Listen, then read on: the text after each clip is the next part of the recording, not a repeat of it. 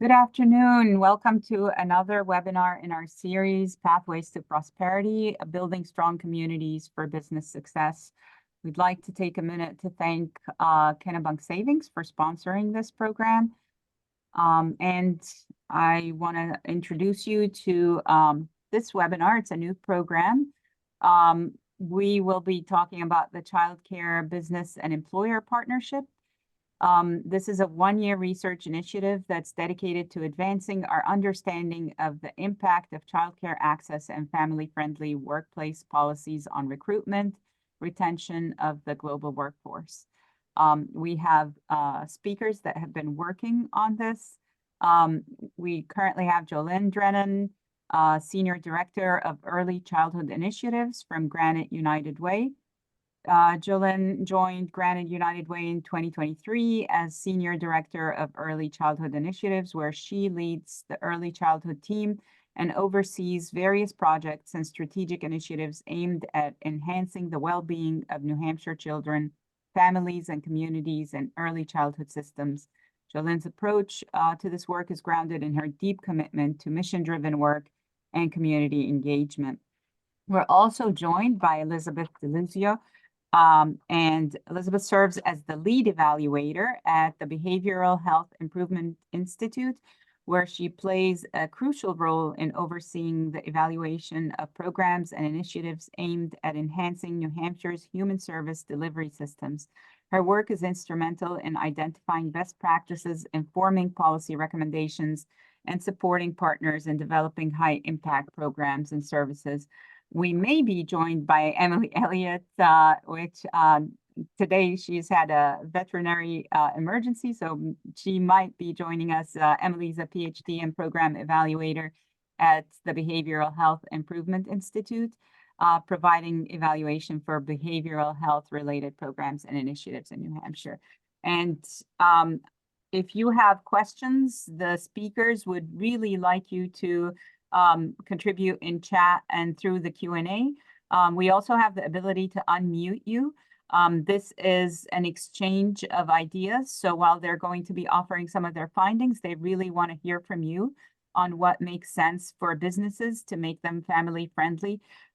So please share your thoughts as well. And let's have a dialogue in this conversation. I also have some upcoming programming to update you with at the end of this, but for now, I'll hand it over to Joelyn. Okay. Good morning, everyone, and thank you so much for your time. I am, as you mentioned, Joelyn Drennan, Senior Director of Early Childhood Initiatives at Granite United Way. I just want to make sure you are all seeing a screen with a little boy on it. We are. Okay. Excellent. So the Child Care Business and Employer Partnership Project, in September, Granite United Way was awarded a $1.5 million contract from the Department of Health and Human Services, Bureau of Child Development, and the Head Start Collaborative. It's a one-year research project, and it is guided by the recognition that childcare is an essential service that significantly bolsters our community's economic stability. And so we really wanted to examine the role of childcare access and family-friendly workplace policies, that the role these things play in the employment decisions made by families, and then more importantly, what those choices can teach us about the needs of working families moving forward.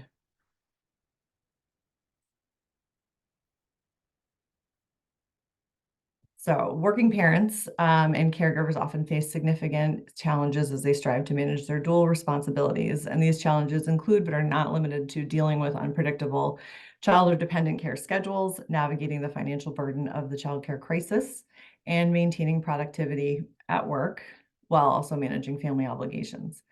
Employers can play a pivotal role in addressing the child care and economic crisis by investing in affordable, high-quality childcare solutions, subsidizing childcare costs, and implementing family-friendly workplace policies, and fostering community support networks. And all of these things can alleviate the challenges for their employees. These initiatives not only reduce the financial stress for families, but also contribute to business health and then economic resilience. And collective action, so including policy reform and employer participation, really transforms this, what is a crisis, into an opportunity for systemic change to ensure that families have those supports that they need to be successful. So Granite United Way. So our mission and our vision, I always like to draw attention to the word community is in our mission and our vision, because we all have a role to play in supporting the health and well-being of New Hampshire children and families and communities. And Granite United Way really works to build and strengthen community protective factors. And we do this by investing in and facilitating initiatives that are responsive to the most pressing needs of our communities and engaging businesses, community organizations, individuals, community members in volunteerism. And then we also have this whole other side of the house that I think a lot of people may not know about. So most folks think of Granite United Way and you think of Community Foundation. And we have a whole other side of the house that is initiatives. So we have housing programs, we have a whole early childhood initiatives division that I oversee. We have financial empowerment, we have substance use programs. So there's a lot under the umbrella of Granite United Way. And so for our early childhood initiatives are grounded in the Essentials for Childhood framework, which is an evidence-based framework through the Center of Disease Control. And this framework really poses strategies that communities can consider to promote the types of relationships and environments that children grow up. And children need to grow up to be healthy, productive citizens so that they in turn can then build strong families, safer communities for their own children. And there are a number of strategies within the Essentials for Childhood framework, but our work at Granite United Way falls into these three buckets. So creating safe, stable, nurturing and relationships and environments for all children and families, ensuring access to high quality early care and education, and then promoting social and emotional well-being of children and families and community connections. So for this project, the childcare business and childcare business and employer partnership project, this is kind of right in our wheelhouse. And the objectives of this project is really to enhance our understanding of the trends and impacts of childcare access and family-friendly policies on workforce recruitment and retention. And that's the global workforce, so all businesses, all sectors. We want to identify effective strategies that support public-private partnerships to expand and increase access to quality childcare that supports the needs of businesses and working families.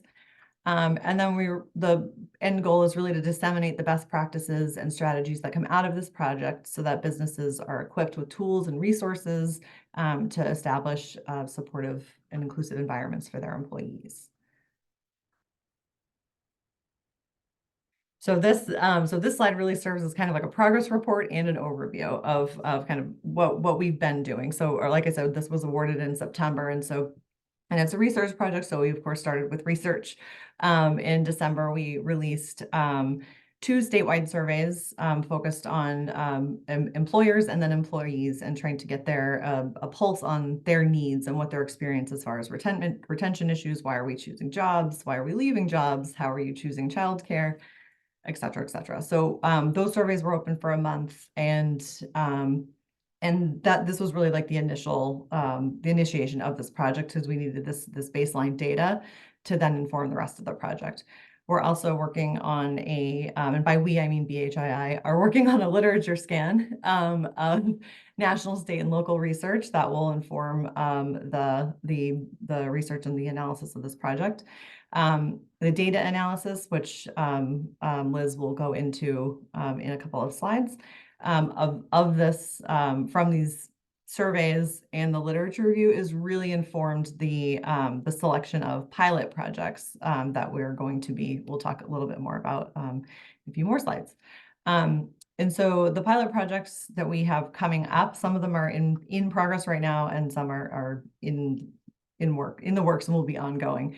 So we have a family-friendly workplace designation. So that is up and launched and live, and you'll hear more about that. We will be executing some regional business leader roundtables to talk about this work, our findings, and some policy initiatives and some things really more in depth and in person. Those will be coming up towards the end of the spring.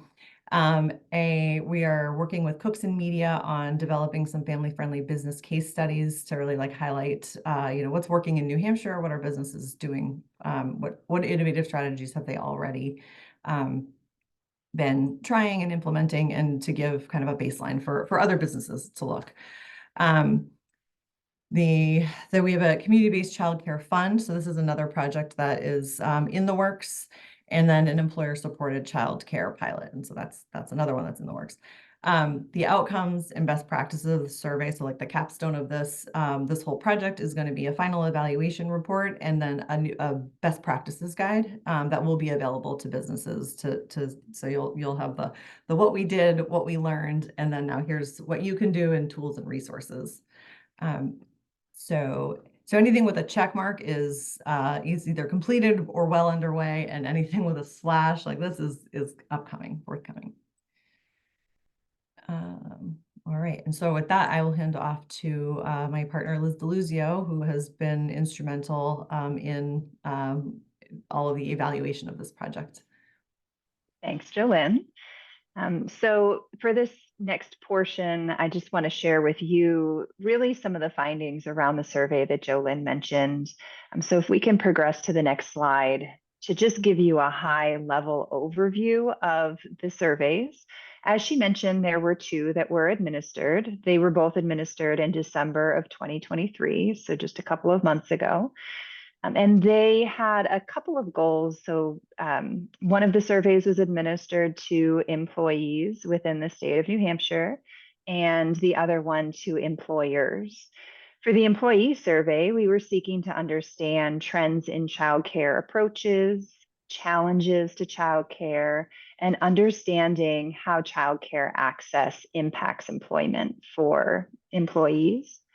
And then when it comes to the employers, we wanted to get a better understanding of trends. So what are folks offering across the state, to understand challenges that they're facing across the state, and to understand the degree to which offering childcare services impacts somebody's business. So both of these surveys were open for the month of December, and we have been working to analyze that data since. They, just so you know, in terms of the distribution, they were distributed via convenience sampling.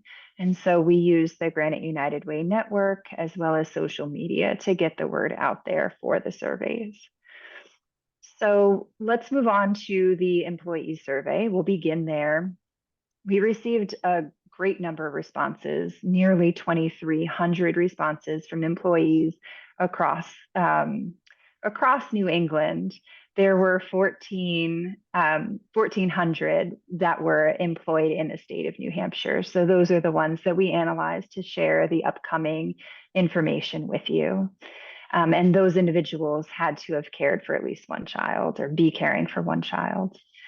It is important to note as I go through the results of the employee survey that one of the challenges that we faced is that there was a significant number of respondents who work for Dartmouth Hitchcock. So you can see here that 577, so it's over half, nearly 60% of the respondents work for Dartmouth. So our desire was to make sure that Dartmouth's voice didn't overpower everybody else's in our analysis. And so what we did, sparing you the statistics, is that we compared Dartmouth Hitchcock's responses to everyone else to see where there were statistically significant differences. And so you'll see there's just one slide that's coming up where we separated out Dartmouth from everybody else because there was a significant difference. Every other slide, though, everybody agreed, no matter where they worked across the state. So let's move on to the next slide. This shows our respondents and how they felt about how often childcare responsibilities impact their work. And so you can see here that the majority of respondents said that it does sometimes do so, and 22% said often. So total, that's about 67% that said it does impact their work from varying regularity. Following up then on the next slide, we ask what are some of those challenges that employees face when they're looking for childcare? And so the trends here, there's a lot of data on this slide, but the trends exist with affordability and with availability. That's probably not news to anybody who has sought childcare within the state. Some things that I'll call out for you, though, you can see that within each of the items that were potential challenges, you can see there are 2 bars. So this is an instance where Dartmouth's responses were significantly different from everybody else. And what it seems that the difference is that they felt the challenges more strongly, or they reported feeling these challenges more strongly across the board. But regardless of whether they work for Dartmouth or for someone else, down at the bottom are the most significant challenges. So again, within my budget, having to do with affordability, them having space for the number and ages of their children, so that's availability, and open during the times that I needed were the top 3 most challenging options. All right, so let's roll on to another category that we asked about, which had to do with which family-friendly benefits employees found the most valuable. So we asked them when imagining that you were about to go look for a new job, what would be those family-friendly benefits that would mean the most to you if your future employer offered? And so again, you can draw your eyes to the bottom of the chart to see that a predictable work schedule was by far the most significant benefit that folks named, 87%. A flexible work schedule, as well as the ability to call out for last-minute emergencies, were also very popular options. But you can see that no matter what the response was, at least half of the respondents felt that this was a very impactful benefit. So you can certainly see these are things that people feel strongly about who responded to the survey. All right, and then moving on to the last slide with regards to the employee survey, which is which family-friendly benefits do you have access to currently? So we asked in their current place of employment, what are they accessing? What do they have access to? And interestingly enough, predictable work schedule was one that was the most commonly occurring for our respondents. So meant the most to them, and also folks are seeing the most. Maternity leave for new mothers was another one, as well as opportunities to work remotely. It is worth noting that the percentages are smaller here, so they mean a lot more to people, and they're showing up less, but consistent in terms of what those benefits are and how people are perceiving them. So I'm going to move on to the employer survey now. Here we had a smaller pool that we reached out to, and therefore a smaller pool of respondents. You can imagine there are fewer employers within the state than there are employees. So we had a total of 116 employers who participated. 74 were based in New Hampshire, and they employ at least one individual who is a caregiver for a child. So it's that 74 that became our group that we were analyzing for the next few slides. So on this next slide, you can see the question that we asked were, what are the factors that motivate employers, or you, to provide childcare supports? And so you can see these are the ones that they feel most strongly about that you're seeing here. And so improving employee satisfaction was at the top of the list. And you can see it's 86% of the respondents felt that that was the most important, to improve employee satisfaction. Next up was because it's the right thing to do. And then we move into more practical applications to their business, including reducing turnover and attracting new talent.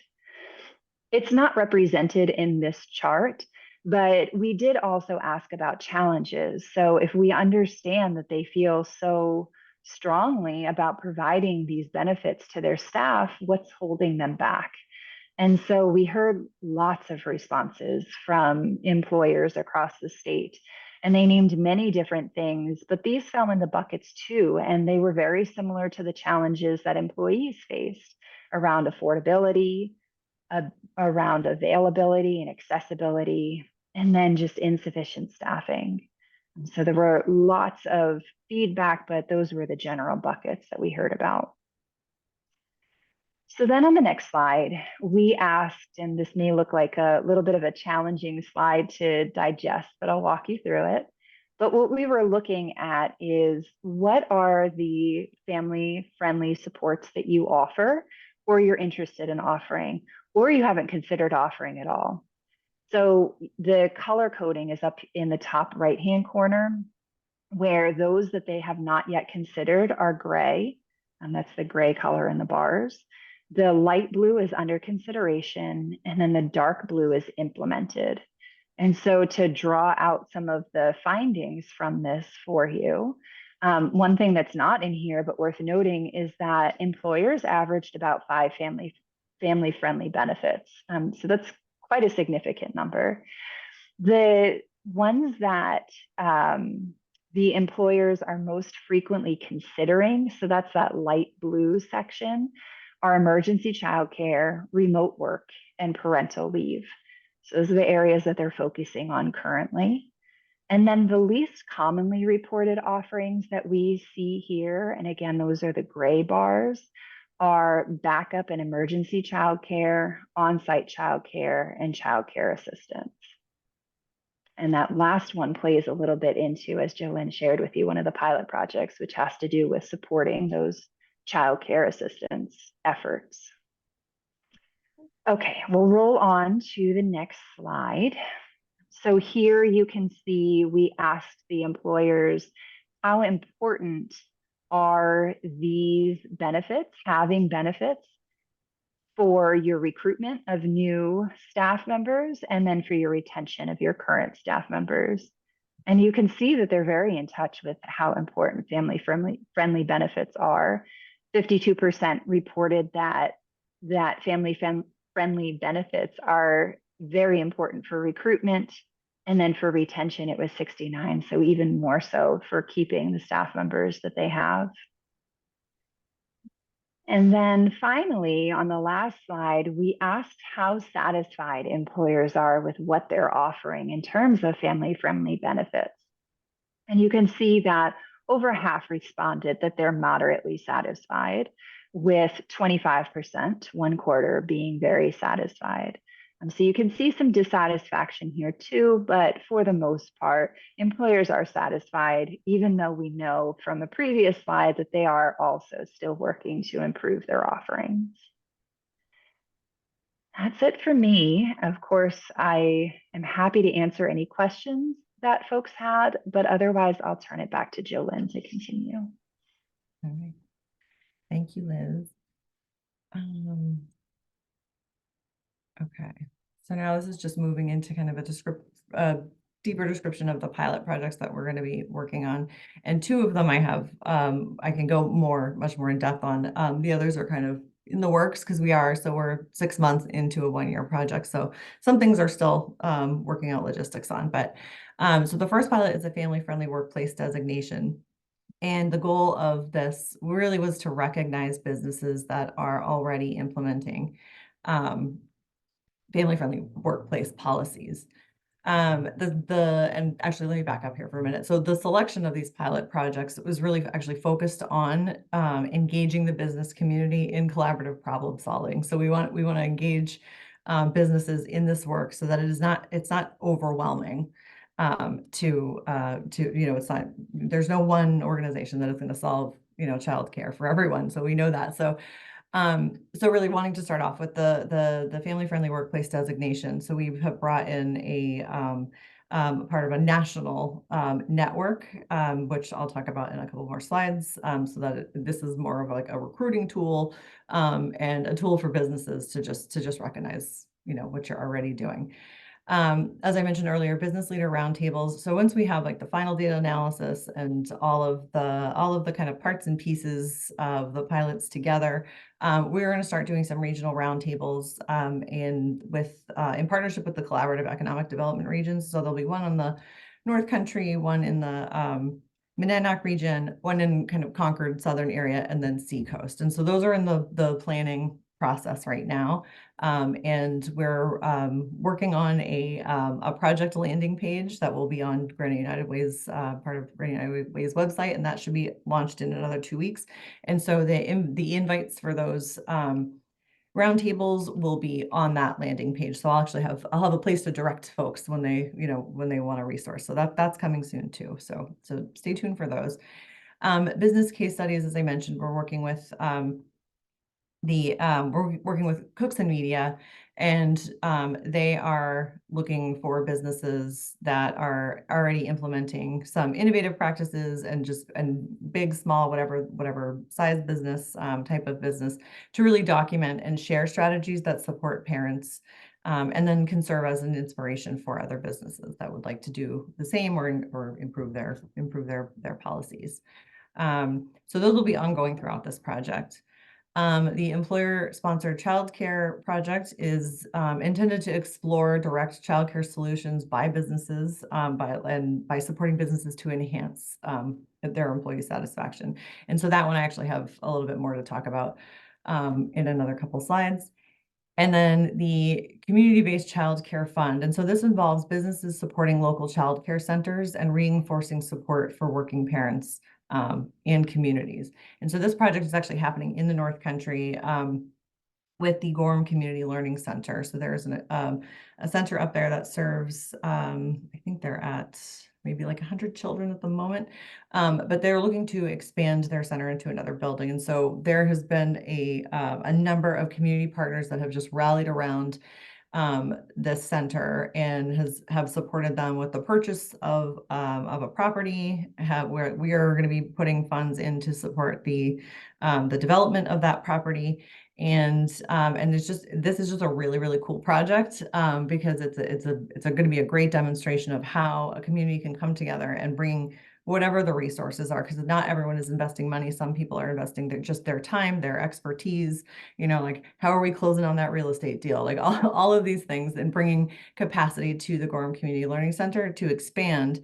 And once this process is completed, it will add an additional 80 slots available childcare to the Gorham and Berlin area, which is really an area that has been identified as a high need area for childcare. As a matter of fact, in the last 3 weeks, there was another center that served families up there that closed. And so we have all these closures happening, and we need to also then be supporting the childcare businesses that can kind of pick up the slack by providing the resources and that they need so that they can continue serving the communities, so that people can, go to work and know that their children are in a safe place, safe and high quality learning center. So going more into the family-friendly workplace designation. So Best Place for Working Parents is part of a national initiative, and this offers local business leaders the opportunity to instantly determine whether your organization qualifies for a Best Place for Working Parents designation, which really positions them among the leading family-friendly businesses in New Hampshire. So we brought this to New Hampshire. This is a growing movement across the country since we established our membership in January, and I think they've added an additional 5 states. So this is a really exciting project, and it's very, very easy for businesses. So there's a website, which I will drop the link into the chat. There's a website that you can go to, and every business in the state of New Hampshire, every registered business in the state of New Hampshire is in this database, and you will go to the website and select your business. It will ask you for your email. And then it will send you a secure link to a 3-minute online survey. And then you just take the survey, and it's really self-reporting on what policies you're offering. And so Best Place for Working Parents has done a lot of research on the policies that this designation promotes. And a lot of them are are benefits that most businesses that are attainable for most businesses. And so that's company paid healthcare, paid time off, maternity, paternity leave, on-site childcare, childcare assistance, backup childcare, flexible hours, remote work, nursing benefits, and then of course they threw in their best places designation. And so these are policies that benefit both the working parent and the business's bottom lines. And so that's the whole premise of this, and it's supposed to be very easy, reflective process. So anyway, when you go on the website and you do your assessment, you will get a report that looks similar to this, where it tells you where you've scored. And I will say the score. So in New Hampshire, since the majority of businesses are small businesses, a score between 40 to 80% is a good score because backup childcare and on-site childcare are probably just not attainable for a lot of businesses. So right now we've had, I think 30 businesses so far have gone through this process and received their designation.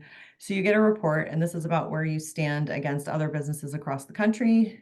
And then as more New Hampshire businesses pick this up, then you'll start to get a more tailored report to New Hampshire.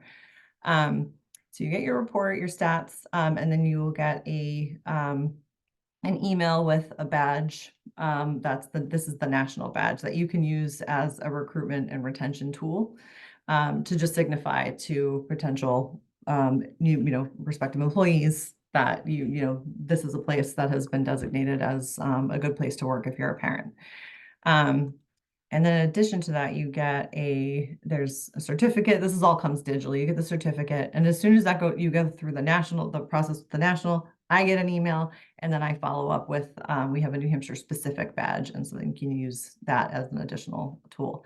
So this is just a really cool, very light lift on all sides, just way to recognize businesses. And then hopefully other businesses will see it, and then it will encourage them to, take the assessment and then take a look at their own policies and then maybe look and improve. And so this is an annual thing. And so if you've already done it, then you'll get a notification in 2025 to, do it again. And if you've changed any of your policies by then scores go up.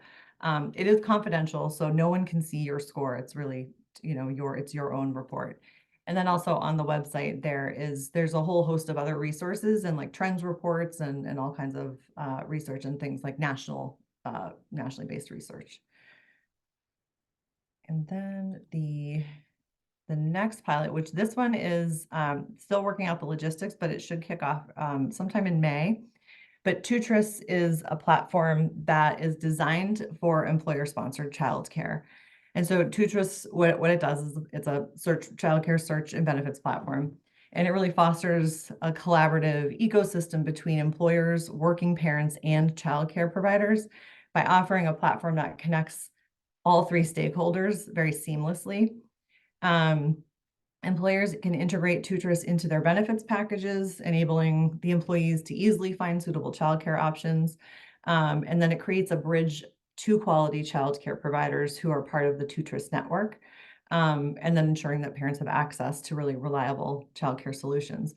And when we did the demo of this, it was really, really cool. So it's a whole map. So no matter where you are in the state of New Hampshire, all of the childcare providers are listed. And that includes center-based, family childcare, nannies, after school programs. And it has all the childcare provider really needs to do is claim their page. And you can interact right with them and see, like, do they accept childcare scholarship? What hours do they open? What kind of curriculums do they use? You can do virtual tours. And so Tutris isn't in New Hampshire yet, or they are now, but so there's a little bit of like a kind of a build-up time to get this launched. But anyway, the partnership that this creates, it really brings in the business sector as kind of the third leg of the stool as far as childcare needs and supporting working parents. So this will, and it will support employee recruitment and retention. And so from my experience right now, we established a contract with them like just a week ago, and we will be bringing access to Tutris to New Hampshire for a year. And so businesses can sign on for a year at no cost. And then at the end of that year, then it would be up to you to decide, your business to decide if you wanted to continue it. but this is just to test it out and see like what's the uptake, how does it benefit the employees. And then I've also provided funding to two tutors that will be held there for, as businesses sign on, the first 100 employees that also sign on and activate an account will get an $1,800 stipend that they can use towards childcare. And so this is just it's a bit of a test run, and just we'll see where it lands. And that one will be kicking off in May, and there will be an announcement about that. So just bear with me on the timing of this.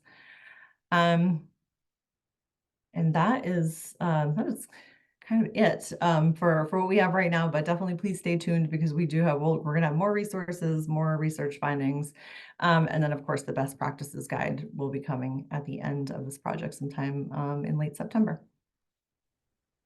Thank you, Joelyn, and thank you, Liz, for providing this. And we have already people that have signed on. I see that Hypertherm found this. They've been searching for the certificate for years, and now it's finally available. So they already have their parent-friendly workplace badge. So always ahead of the curve. So we have 10 companies. I guess one of them is Hypertherm then. And any questions, I can actually unmute anyone if you want to ask directly, have your questions answered while we have the people working on this right here accessible.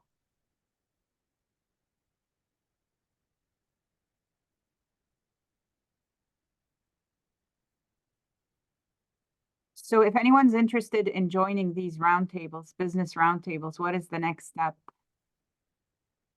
So we will have, once we launch our site, our project site, which is like in 2 weeks, we will have, a registration link. But if you want right now, I can put my email in the chat, and, you can just email me to let me know that you're, interested. And then I will put you on a list until we have that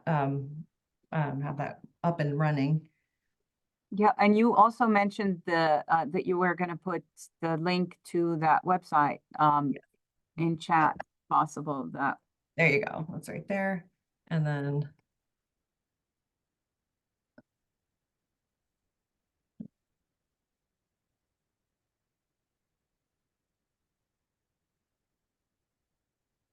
And so that best place for working parents is just filling out the survey. If you qualify for the 10 benefits that they gauge for, you basically qualify for that badge, and you get a reminder once a year, right?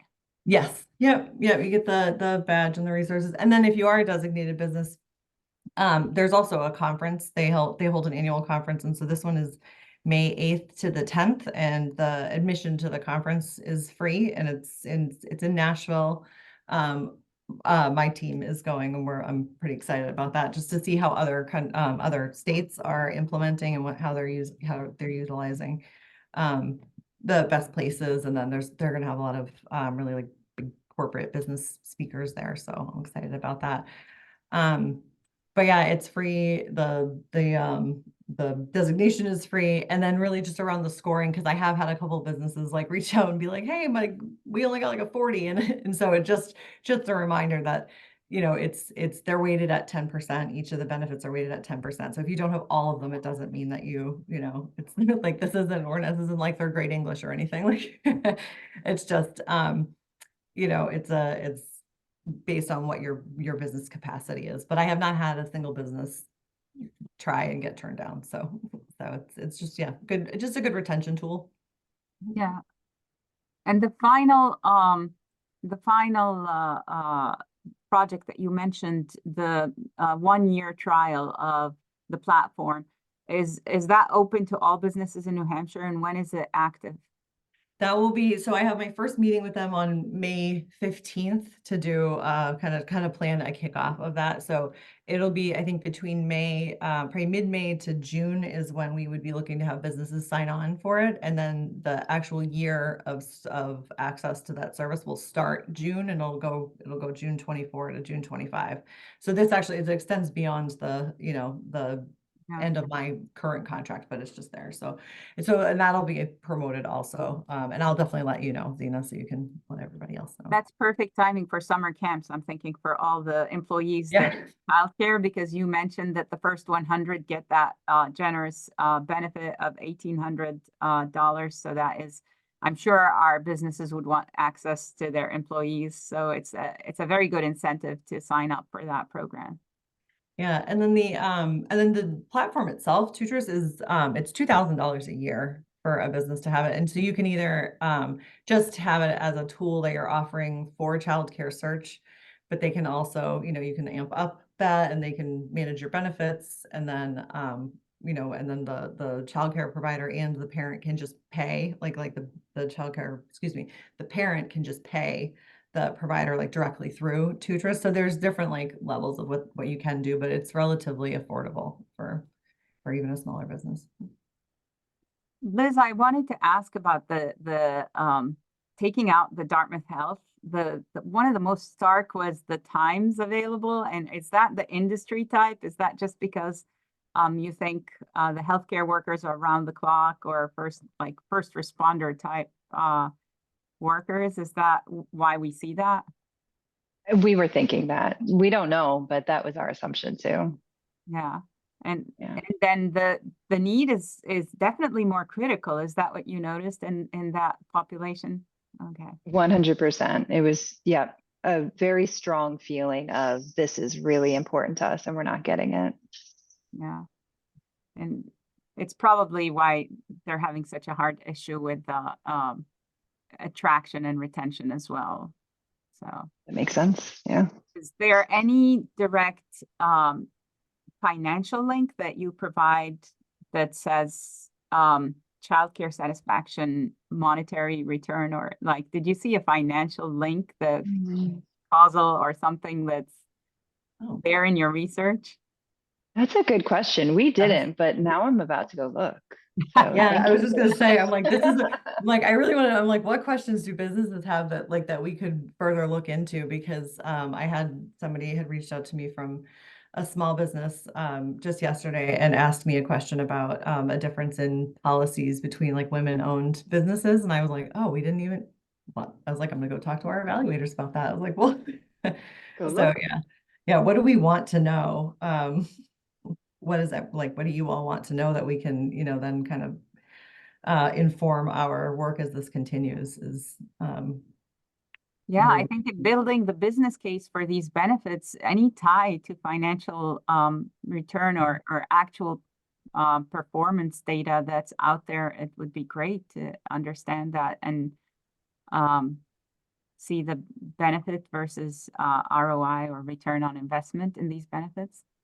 And again, you guys, the audience, you have access to these researchers and people working on the project themselves. So please feel free to ask your own questions that you would like to see answered from your perspective as you consider what to offer.